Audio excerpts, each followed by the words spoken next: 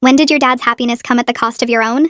I was getting ready for my boyfriend's and I's anniversary when he suddenly texted saying he needed time to work on himself. I sighed. He was the third boyfriend in the last year who had broken up with me on our 3-month anniversary. My roommate found me sitting on my bed hitting a vape. Let me guess, Jack just ended it? I nodded, showing her my phone. Blocked on Instagram, WhatsApp, everything. Maybe you're cursed, she joked, but I didn't laugh. And when I told my dad, he seemed weirdly relieved, just like he had with the others. When I started going out with Igor, my fourth boyfriend, I made sure to journal about every little thing we did together. I forced myself to have an avoidant attachment style and let him chase me. And on our 3-month, it happened again. I need to work on myself. Blocked everywhere. He transferred schools the next week. For BF number 5, I went extreme and changed my entire look. Dyed my brown hair blonde, bought a whole new wardrobe, even changed my makeup style thinking maybe I was clapped. We were halfway through our 3-month anniversary picnic when he looked down at his phone and his face went white. I need to work on myself.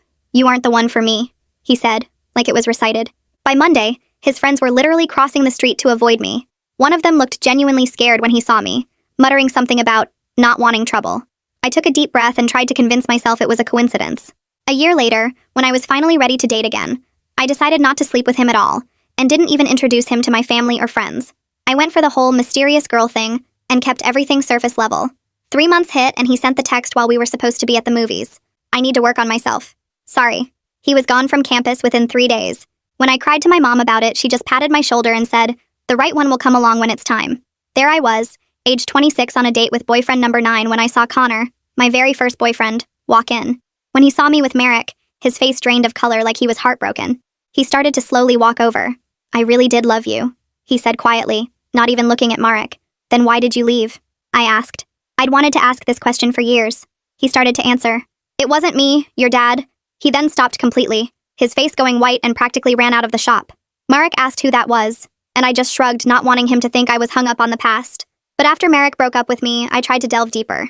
I got a therapist and begged her to tell me whether or not I had daddy issues, but she promised I was perfectly healthy. When I finally met Ash, I didn't even want to date him, but he was persistent and sweet. He showed up at places I'd be, always knowing my schedule somehow. On our 3-month anniversary when he looked down at his phone, I was ready for the script. Let me guess. You need to work on yourself. Hey, he interrupted, not listening to me. Look at this funny video of a dog purring like a cat. I breathed a sigh of relief. The rest of the month came and went. Month 4 passed, then 5. My parents kept asking about him, more interested than they'd ever been in any boyfriend. So by month 6, I felt safe enough to send a photo of him to the family group chat. Everyone responded super happy for me. And my dad just said, glad you finally came to your senses. The next week it was Dad's birthday, just immediate family, and they insisted I bring him. But halfway through, Mom did something unforgivable. She tried to embarrass me with old baby photos. But I noticed something. In every single photo, Christmas, Easter, every birthday party, there was the same little boy next to me. Oh my gosh, I laughed, looking closer. He looks exactly like Ash. That's so weird. Dad smiled this strange smile. Well, it makes sense. That's the boy we've wanted you with all along. Mom added. Finally, the plan worked. The entire room went cold. What plan? I asked, voice shaking. They looked at each other. Dad cleared his throat. Your mother and I planned this relationship with Uncle Aman and Aunt Priya when you were babies. My stomach dropped. Uncle Aman? Why would Uncle Aman care who I date? Dad flipped to a page labeled Future Couple in gold letters. Dozens of photos of me and that little boy at every holiday, every family vacation. That's Ash, I whispered. Of course. It's Aman and Anya's son. Your cousin, Dad said simply. The room started spinning. You two have been promised since birth. It's important to keep the business in the family, just like our parents did. I looked at Ash sitting next to me. He just sat there, completely nonchalant. You knew? For about a month now, he admitted. But we're barely related, and it's completely legal in this state. I'd already fallen for you by then. Dad nodded like this was all perfectly normal. Your mother and I are second cousins too. It's how we keep the family business protected. I just smiled. Not because I wasn't disgusted. I absolutely was. But because I had an ace up my sleeve, and I was ready to make them pay. I kept my smile frozen in place while Dad went on about family traditions and Mom served dessert, my phone recording everything from my pocket where I'd started it right after the big reveal. I asked Dad how long they'd been planning this, keeping my voice light and curious like I was just interested in the family history. He actually pulled out more photo albums, pointing to pictures from before I was even born where he and Uncle were shaking hands over some business deal, saying they'd promised their future kids would marry to keep everything in the family. Mom chimed in about how they'd picked my name to match with Ash's, both starting with A, and I made sure to lean closer so my phone would catch every word. Ash sat there eating cake like this was all totally normal, occasionally adding details about how his parents had shown him the same albums when he turned 25. I asked more questions, pretending to be warming up to the idea, getting them to explain exactly how they'd gotten rid of my other boyfriends. Dad actually laughed about the money he'd paid them, calling it small investments to protect the family plan. When dinner finally ended and Ash drove me home, I stayed quiet in the car, already planning my next moves. That night I couldn't sleep, so I opened my laptop and started building a timeline of every single boyfriend, pulling up old texts and emails I'd saved over the years. Jack's last message before blocking me was at 3:47 p.m. on our anniversary. Igor's was at 8:22 p.m., and when I checked my dad's call logs from those days, he'd called unknown numbers right before each breakup. I found patterns in my old Instagram posts, too, where Dad would comment asking about my boyfriends just days before they'd leave. The timeline grew into something that looked like those conspiracy boards you see in movies, with dates and connections everywhere, and I screenshot everything multiple times to different cloud accounts. I went through my email trash and found receipts for restaurants where I'd had dates, then cross-referenced them with my parents' credit card statements they'd left logged in on the family computer. 3 times Dad had been at the same restaurants, different tables but close enough to watch, and the charges showed up within minutes of mine. By 4 in the morning, I had enough evidence to show this wasn't coincidence, and I saved it all to multiple USB drives I hid around my apartment. The next morning, Connor's face kept flashing in my mind, how scared he'd looked when he tried to tell me about Dad, so I searched his name online and found him working at a marketing firm downtown. His LinkedIn showed he'd been promoted twice since our breakup, and his profile picture had him smiling, but his eyes looked tired. I wrote and rewrote a message 10 times before sending a simple request to meet for coffee, saying I'd learned some things about why we broke up and wanted to talk. He read it within minutes but didn't respond for 3 hours, then finally sent back just an address and time for tomorrow. I spent the rest of the morning going through my old journals, finding notes I'd written about each relationship that suddenly made more sense. Dad had asked weirdly specific questions before each breakup, things like what restaurants we were going to or what movies we were seeing, and Mom always had that same relieved expression when things ended, which I'd drawn little sketches of without realizing the pattern. There were pages where I'd written about feeling watched on dates, dismissing it as paranoia, but now I knew it was real. My journal from Igor's time had a whole entry about Dad randomly showing up at our study spot at the library, claiming he was there for business research. The journal from boyfriend number 5 mentioned Mom, accidentally, running into us at the mall 3 times in 1 week. Every red flag I'd ignored was right there in my own handwriting, and I photographed every single page. I opened Ash's Facebook and Instagram, scrolling back years through his activity, and my stomach turned when I saw he'd been liking my posts since I was in college. Comments on photos from 5 years ago, always friendly but persistent, reactions to every major life update I'd posted. He'd even commented on my graduation photos saying, "Can't wait to celebrate with you properly someday," which seemed creepy now that I knew he'd been waiting for his turn. His own posts barely mentioned other girls, just a few group photos, but he'd shared every single family business update that involved both our families. I called my therapist's emergency line and got an appointment for that afternoon, bringing a folder thick with all my documentation. She read through everything while I sat there shaking, her face getting more serious with each page. When she finally looked up, she said this level of coordination suggested serious control issues and possibly criminal harassment, then handed me a business card for an attorney named Deborah, who specialized in family harassment cases. She made me promise to be careful and document everything going forward, saying this was beyond normal family pressure. After leaving therapy, I sat in my car and set up automatic cloud backups for my phone recordings, making sure everything would save to 3 different accounts. I downloaded a recording app that could run in the background without showing any notification, testing it twice to make sure it worked perfectly. I also turned on location tracking for myself, creating a record of everywhere I went and set up a separate email account just for storing evidence. That weekend, I waited until my parents posted on Facebook about being at their golf club, then drove to their house using the spare key they didn't know I still had. The photo albums were right where Dad had left them, and I photographed every single page of the one labeled Future Couple in gold letters. There were pictures of baby me and baby Ash in matching outfits, notes in the margins about keeping the bloodline pure, and securing the business future, and even a family tree showing how all the cousin marriages had kept the money in the family for generations. One page had a timeline of when we were supposed to meet, marry, and have kids, with specific years marked for each milestone. I found more albums showing every family vacation where they'd made sure Ash and I were together, posed like a little couple even as toddlers. Monday morning came and I tested my theory about Ash tracking me by casually mentioning over breakfast that I was thinking about a job offer in another city. His coffee mug stopped halfway to his mouth and he immediately said my dad wouldn't approve, then tried to cover by saying he meant we wouldn't want to leave our families. I pushed a little more, saying it was a great opportunity, and watched him pull out his phone to text someone while pretending to check the weather. 10 minutes later, Dad called asking about my job plans, proving they were definitely coordinating. I told Ash I was going to the gym after work, but drove to the library instead, parking where I could see the entrance from inside. My phone stayed silent for exactly 20 minutes. Then Ash texted asking why I wasn't at the gym, adding that he'd thought about surprising me with a protein shake. There was no way he could know I wasn't there unless someone was tracking my location, so I screenshot his message with the timestamp and my actual location tag from the library. 20 minutes later, I heard the library door open and saw Ash walking in, looking around like he was lost, and when he spotted me, his whole face lit up with fake surprise. He walked over carrying nothing, no books, no bag, just his phone in his hand, and said he was just returning a book he'd forgotten at home. I smiled and took a picture of us together, making sure the timestamp showed 3:47 p.m., then watched him pretend to look for books in the philosophy section where he'd never been in his life. He kept glancing at me every few seconds, checking if I was still there, so I packed up slowly and told him I was heading home.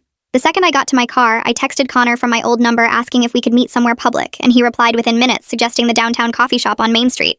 3 days later, I got there 40 minutes early and picked a corner table where I could see everything, setting up my phone against the sugar dispenser to record the whole entrance area. Connor walked in looking like he hadn't slept in days, dark circles under his eyes, shoulders hunched like he was carrying something heavy, and when he sat down, his hands were shaking.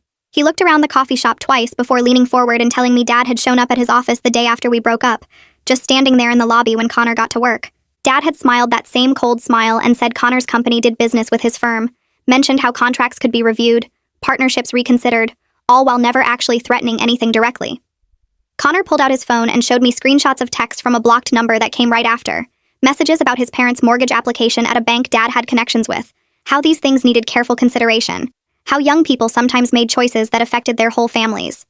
The messages were vague enough to avoid being illegal, but clear enough to be terrifying, and Connor said he'd transferred schools within a week because he couldn't risk his family's home. My therapist's office felt colder when I showed her everything the next week, and she stopped taking notes halfway through to really look at me. She said this went beyond normal family pressure into something that could be criminal, that stalking and harassment laws existed for exactly these situations, and she pulled out her phone right there to call someone. Deborah Roberts could see me that afternoon if I could get there by 3, and my therapist said Deborah specialized in cases where families used money and power to control their children. The law office was in a plain building downtown, nothing fancy, and Deborah turned out to be this small woman with gray hair who looked like she could be someone's grandma until she started talking. She spread out my evidence on her conference table and started explaining stalking laws, how repeated unwanted contact becomes harassment, how conspiracy charges work when multiple people coordinate to interfere with someone's life. She showed me examples of restraining orders she'd gotten for other clients, warned me about defamation risks if we went public without solid proof, explained how rich families often used lawsuits to silence victims even when they were guilty. She said we needed more evidence, specifically proof of the tracking, documentation of the coordination between family members and witnesses willing to testify. That night, I called Bridger from college, remembering how he'd helped everyone fix their laptops and recover lost data, and asked if he could check my devices for tracking software. He came over the next day with a whole bag of cables and scanners, started with my phone, found 3 different tracking apps hidden in system folders, then moved to my laptop where he found keyloggers that had been installed years ago. My car had a GPS tracker under the bumper that looked like it belonged there, professional-grade stuff that probably cost thousands, and Bridger documented everything with screenshots and photos. He was going through my Google account settings when he stopped and stared at the screen, then turned the laptop toward me to show that my calendar had been shared with an email address I didn't recognize. The email was linked to Dad's company domain, but hidden behind a generic name, and when Bridger checked the sharing history, it went back 6 years. Every appointment, every class schedule, every date I'd ever put in my calendar visible to whoever had that account. He showed me logs of when the calendar had been accessed, hundreds of times, always right before Ash would randomly show up places, and the pattern was so clear it made me sick. Mom was making dinner when I went to my parents' house that weekend, and I tried to casually mention that I'd been thinking about privacy lately, maybe getting a new phone number, being more careful with my information. She laughed and waved her spatula at me, said privacy was a modern invention that broke up families, that in her generation everyone knew everyone's business, and that's how they kept each other safe. She actually used those exact words, "It's for your own safety," like she was reading from a script, and when I pushed a little more, she got defensive and said this was how their family had always done things. The invitation to dinner at Uncle and Aunt's house came through Ash the next day, and I accepted immediately, making sure my phone was fully charged and testing the recording app twice before we left. The whole drive there, Ash kept talking about how excited his parents were, how they'd been waiting for this for so long, and I just nodded and smiled while my phone recorded everything from my pocket. Their house was bigger than I remembered, and they'd set the dining room table with the good china, candles everywhere like this was some special occasion. Uncle kept refilling my wine glass while talking about family obligations, bloodlines, how important it was to keep money and power concentrated, how I should be grateful to be was chosen for such an important role. Aunt nodded along, adding comments about the babies we'd have, how they'd already picked names, planned which schools they'd attend, and neither of them seemed to notice how insane they sounded. They had a whole timeline planned out, when we'd get married, when I'd stop working to focus on family, when we'd take over parts of the business, and they discussed my life like I was a character in a story they were writing. The campus advisor agreed to meet me at a Starbucks near the university, and she looked nervous the whole time, kept checking over her shoulder like someone might be watching. She couldn't say anything officially, legal liability and all that, but she suggested I look at the timing of certain administrative decisions and donations to the school. She mentioned that donor families sometimes had unusual influence over student transfers, that paperwork could be expedited when large sums were involved, and that my father's name appeared on several buildings for a reason. When I got home that night, I had emails from 2 of my ex-boyfriend's friends, both saying they'd heard I was asking questions and wanted to help, that they'd seen things that didn't make sense at the time but did now. The next morning, Connor's name popped up on my phone with a text that just said, "Check your email," and when I opened it, there were 3 screenshots attached. The first showed a Zelle payment for $8,000 from something called Meridian Holdings LLC, dated the day after our breakup with consultation fee in the memo line. The second screenshot was his student loan statement from that month showing he owed exactly $8,012. The third was just him saying, "I'm sorry," over and over. I forwarded everything to Bridger, who'd been helping me dig into Dad's business connections, and within 2 hours he texted back that he'd found something big. We met at a coffee shop downtown where he opened his laptop and showed me the state business registry website with Meridian Holdings LLC pulled up.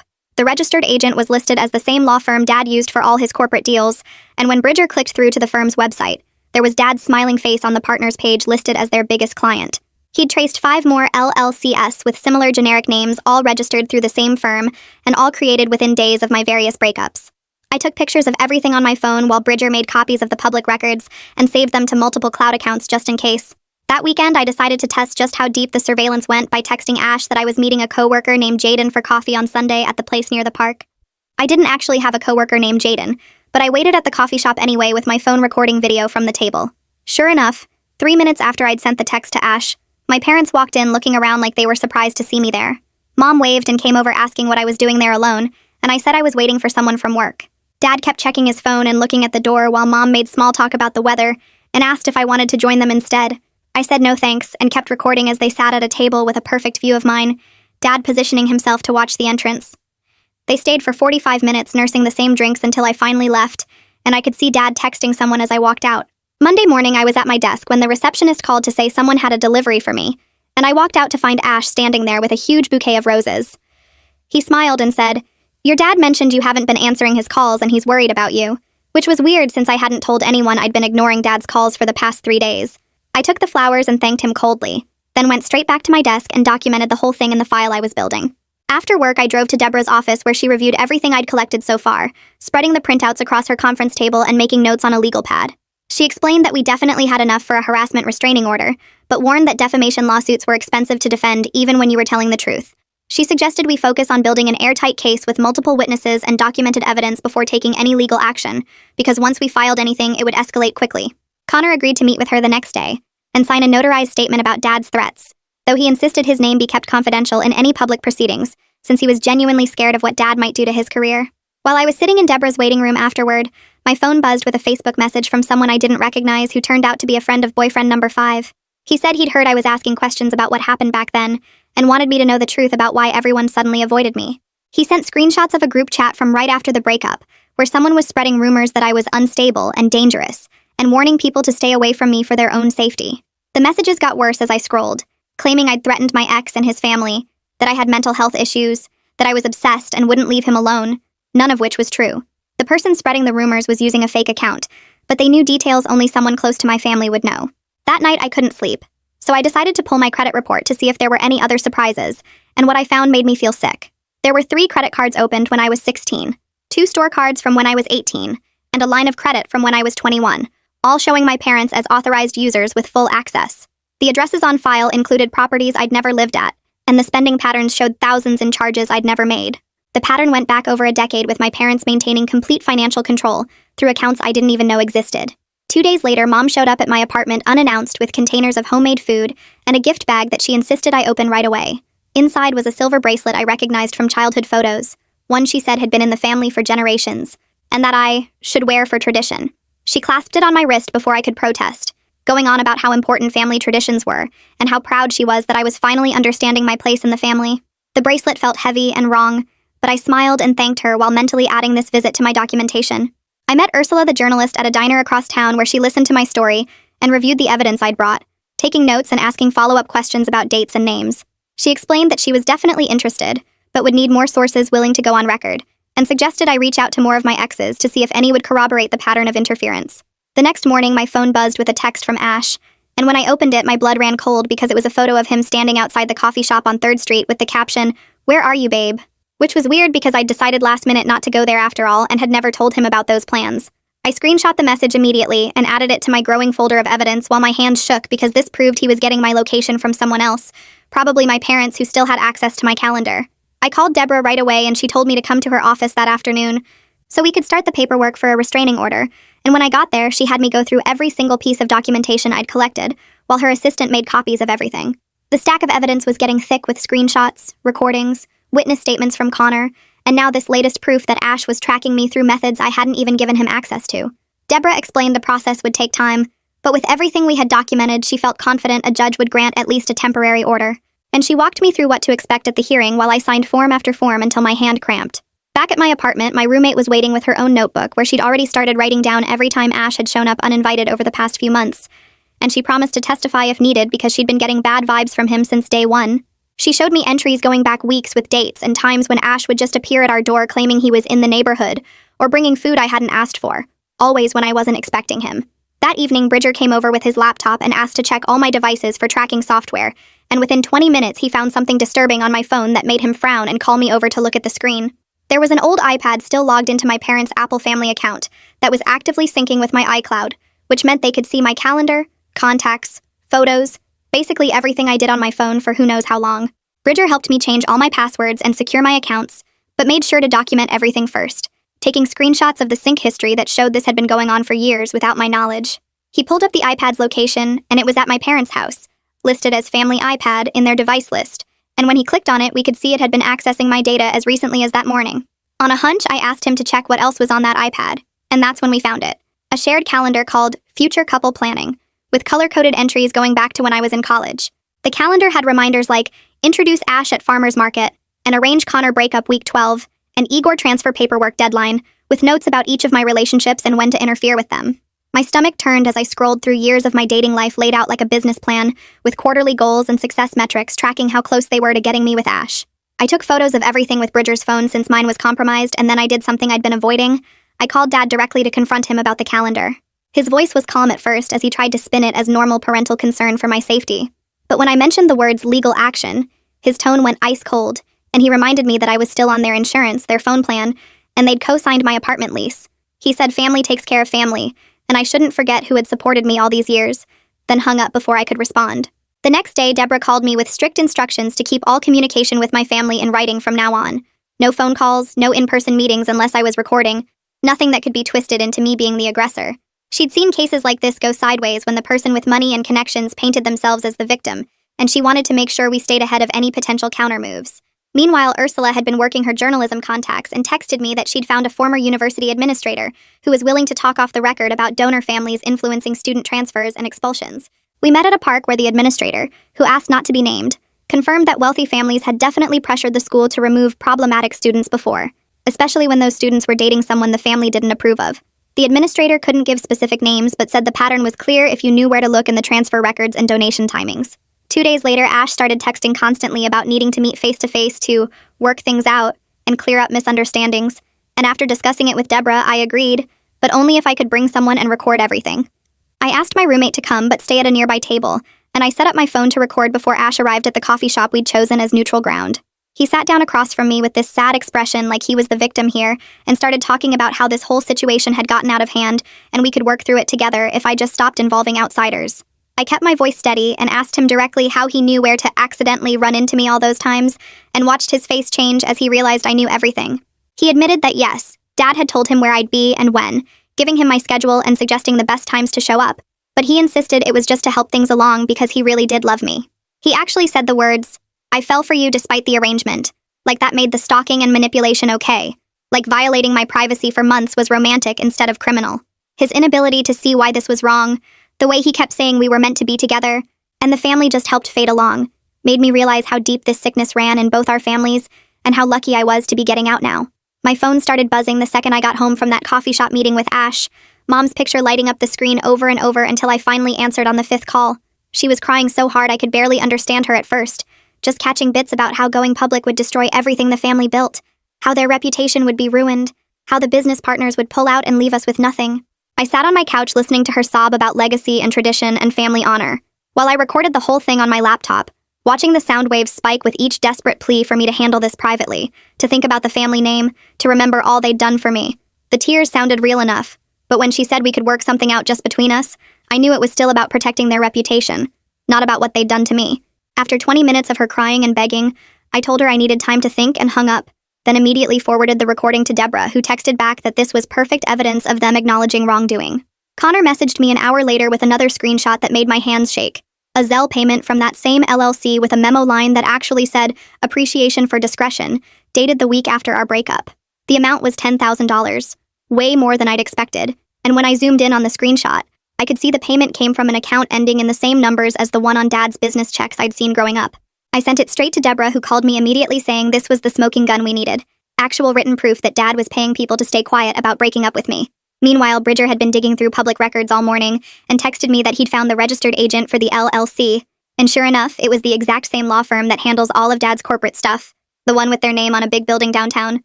He sent me screenshots of the state filing documents showing the connection was right there in black and white for anyone who knew where to look. Completely undeniable proof that Dad controlled the company making these payments. I spent the rest of that day organizing everything into a massive folder for the restraining order filing, printing out every screenshot, every recording transcript, every witness statement from Connor and my roommate, and even that scared friend of boyfriend number 5. The stack of papers was almost 2 inches thick by the time I finished, heavy enough that I needed both hands to carry it to Deborah's office, where she helped me fill out the supplemental filing forms. 3 days later, a courier showed up at my apartment with an official-looking envelope from Hartley, Brennan & Associates, Dad's law firm, containing a cease and desist letter that accused me of harassment, defamation, and intentional infliction of emotional distress on the family. The letter threatened legal action if I continued to spread what they called false and malicious allegations, and demanded I retract any statements I'd made to third parties about the family's private matters. Deborah laughed when I forwarded it to her, saying it was a classic intimidation tactic that actually showed they were worried, because if they really thought they could win, they'd have just filed the lawsuit instead of threatening it. She spent 2 days crafting a response that refused all their demands and laid out potential criminal charges for stalking, harassment, conspiracy to commit fraud, and violation of privacy rights, making sure to mention the state's anti-SLAPP protections that would make them pay my legal fees if they tried to use a lawsuit to shut me up. The response was beautiful in its controlled aggression, professionally telling them to back off while making it clear we had enough evidence to bury them if they pushed this. 4 days after Deborah sent that letter, I tried to buy groceries and my debit card got declined, which made no sense since I'd just gotten paid from my freelance work. When I checked my banking app, I discovered my parents had frozen the joint account they'd had access to since I was 18, the one where my paychecks had been going for years because I'd never bothered to change it. There was $8,000 in there that I couldn't touch, and when I called the bank, they said both account holders had to agree to unfreeze it, which meant I was completely screwed for rent that was due in 5 days. My roommate found me sitting on the kitchen floor, stress-eating cereal straight from the box, and immediately offered to cover my half while I figured things out, not even hesitating when I explained what was happening. I picked up 3 new freelance projects that week, working until my eyes burned just to make enough to pay her back and cover next month, the financial pressure making everything else even harder to deal with. Ursula had been working her contacts at the university and called me excited, because she'd found a second administrator who was willing to go on record about donor families influencing student transfers, someone who'd actually processed the paperwork when 2 of my ex-boyfriends suddenly left school. This person had dates, donation amounts, and even emails discussing how to handle the transfers diplomatically. Enough verification that even the best lawyers couldn't claim the story was made up. While all this was happening, Ash kept texting me these long, rambling messages mixing apologies with justifications, saying he was just following family tradition, that arranged marriages weren't that weird in lots of cultures, that he really did love me despite how it started. Each text was more desperate than the last, talking about destiny and fate and how we were meant to be together, how the family just helped speed up what would have happened naturally anyway. I didn't respond to any of them but screenshot every single message and forwarded them to Deborah for the legal file, making sure to save multiple backups in case my phone mysteriously stopped working like I was starting to worry it might. Deborah called me the next morning to start prepping for the restraining order hearing, and I spent the whole day at her office going through every piece of evidence we'd collected.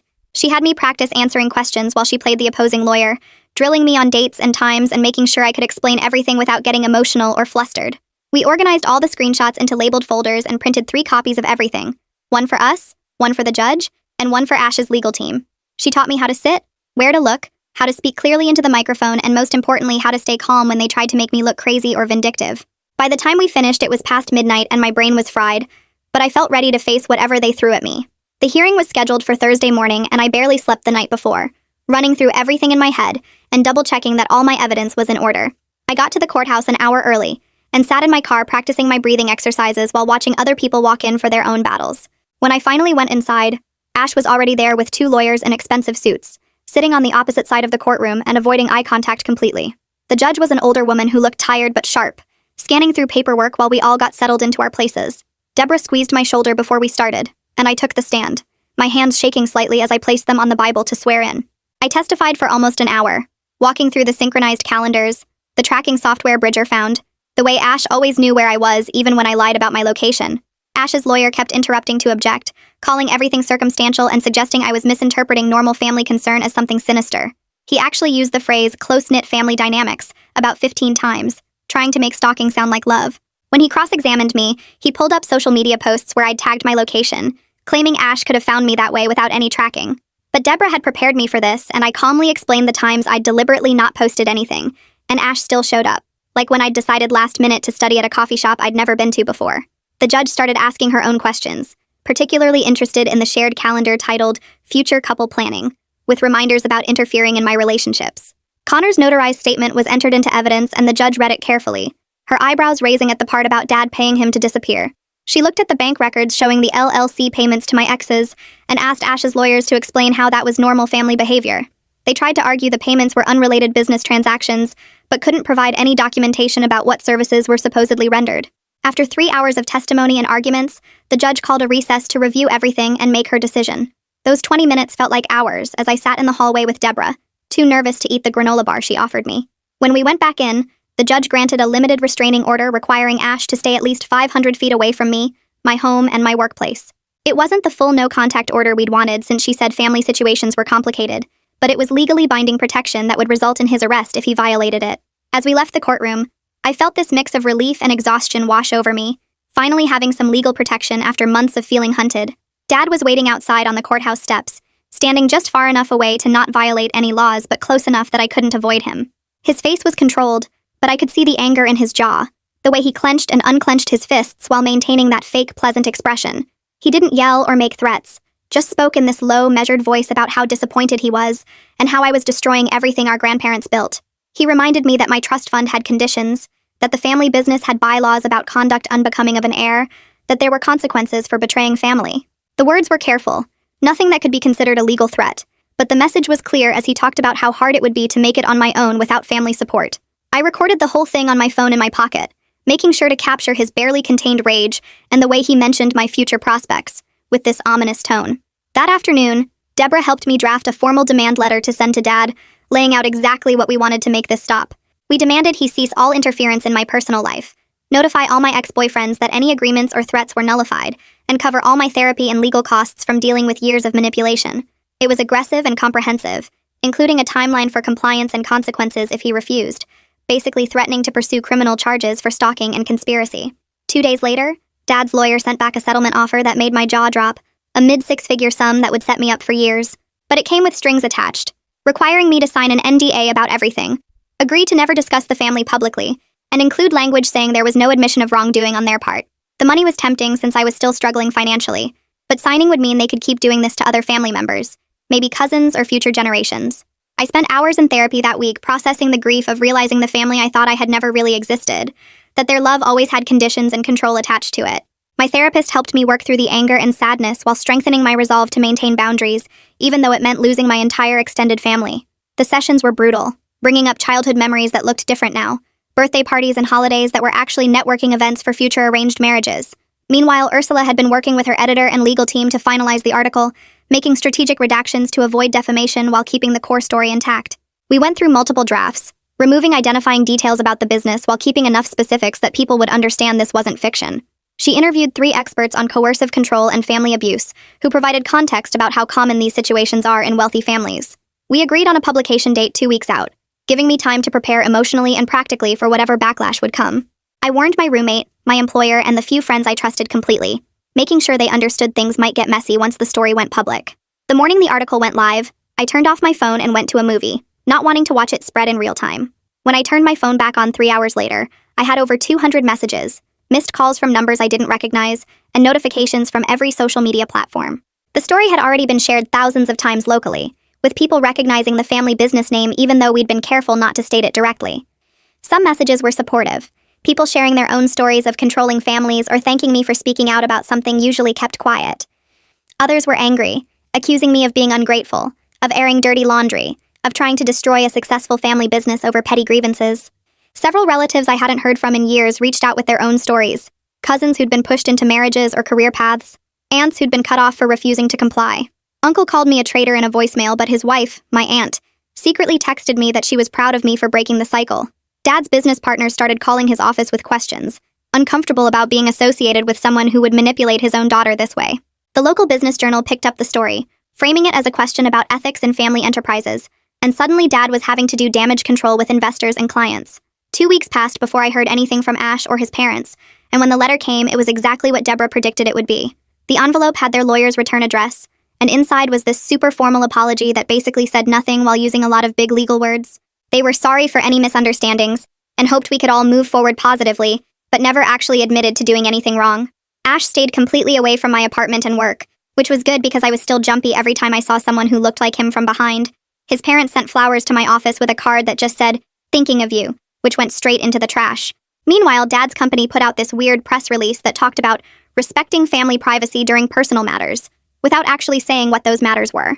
The local business journal ran a follow-up story anyway, and suddenly 3 of Dad's biggest clients announced they were exploring other options for their contracts next year. One of them even called me directly to say they supported me and couldn't work with someone who treated family that way. I spent the next month applying for jobs everywhere that had zero connection to my family's business network. The interviews were hard because everyone wanted to know why I was leaving my current position, and I had to be careful about what I said.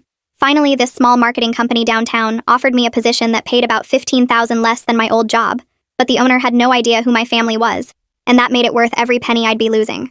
My first day there felt like stepping into a whole new world where nobody knew my last name or my family drama.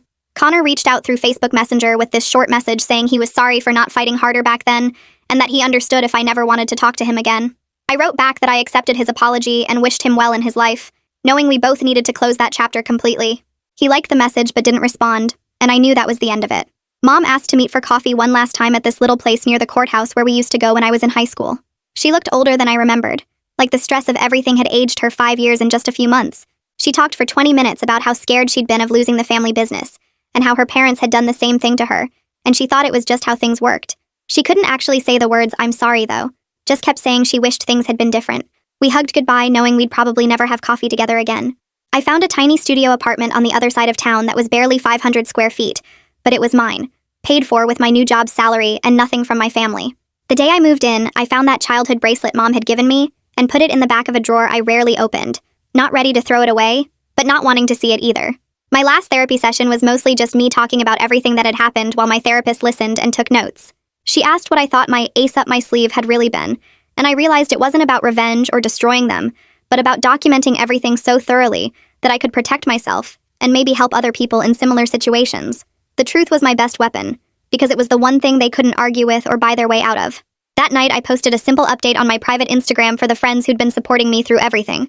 I wrote that I was safe, completely free from my family's manipulation, and taking a long break from dating to figure out who I actually was without their interference in my life. Hitting post on those words felt like the first real breath I'd taken in years, like I was finally allowed to just exist as myself without anyone pulling strings behind the scenes. That's where we'll leave it for today. Thanks for hanging out with me. I really do love sharing these moments. Hope you carry a little of this good energy with you. If you want more, hit that subscribe button and come back soon.